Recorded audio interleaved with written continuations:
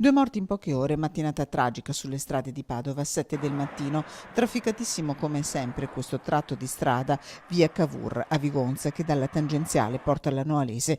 Daniele Caccin, 22 anni, residente nel veneziano a Santa Maria di Sala, sta percorrendo la strada come ogni giorno, diretto al lavoro. Secondo alcune testimonianze, il giovane avrebbe perso il controllo dell'auto che sarebbe finita nella carreggiata opposta, scontrandosi con un camion.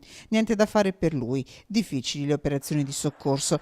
La strada resterà chiusa al traffico per l'intera mattinata, una strada pericolosa, racconta chi ci vive e lavora. Sempre stata, voglio dire, anche se ci sono i limiti comunque la gente corre. Poco prima di mezzogiorno, durante un sopralluogo delle autorità sul posto, un amico porta dei fiori bianchi come la giovane vita spezzata. In quegli stessi minuti a Padova si sta consumando un'altra tragedia. Sono le 11:30 quando in Corso Boves, tangenziale di Padova, all'altezza dello svincolo verso la nuova statale del Santo, l'autista di una betoniera che sta imboccando la direzione Castelfranco perde il controllo del mezzo pesante che si appoggia sul guardrail per poi finire nella scarpata dopo un volo di qualche metro. Niente da fare per l'autista, un uomo di 46 anni. Lunghi e difficoltosi rilievi degli agenti della polizia locale di Padova che dovranno cercare di far luce su quanto accaduto.